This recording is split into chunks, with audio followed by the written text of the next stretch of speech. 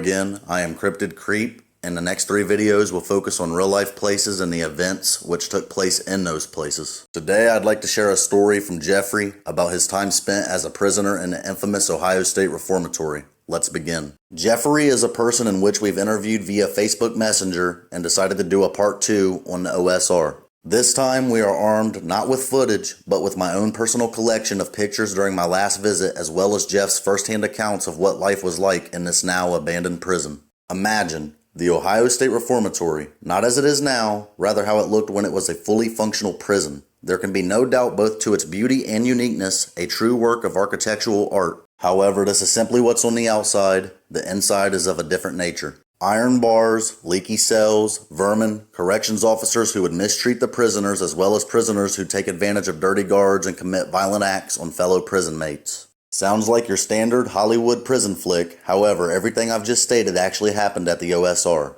Jeffrey is a man who served time at this now infamous prison, and the following is his experience as an OSR inmate. The story of Jeffrey.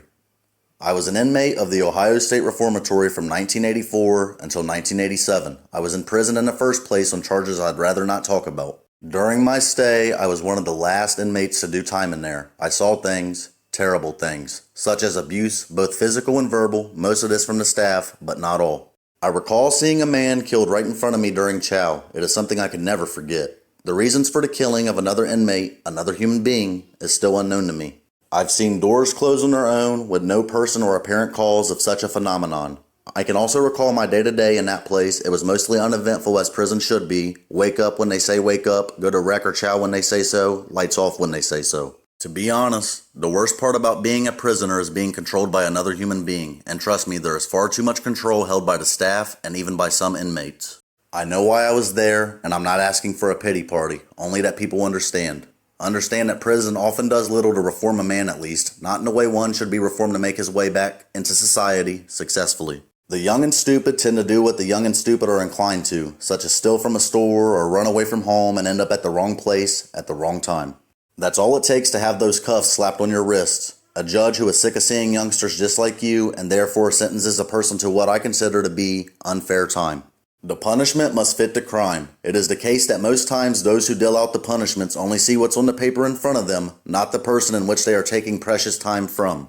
I do not advocate criminal activity of any sort, but our justice system is not perfect and oftentimes seems rigged. Anyways, I guess that's what they all say, isn't it? Every man is innocent in his own mind. Even for a seasoned criminal, the Ohio State Reformatory is an unfair punishment. The things a man sees in there. In a word, I'd say hell. But let's go with corrupt guards, violent offenders, and yes, ghosts, maybe even demons. All can be found in the OSR.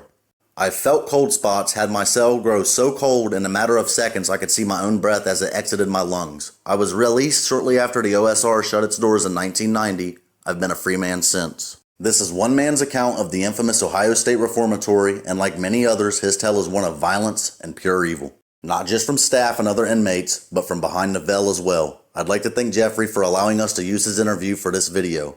And I'd like to thank my promoter, Matthew Adams, for not only conducting the interview, but for his continued efforts to help this channel grow. Lastly, I'd like to thank all of you who have subscribed to my channel and watch my videos. Let's keep this thing going. Until next time, stay creepy.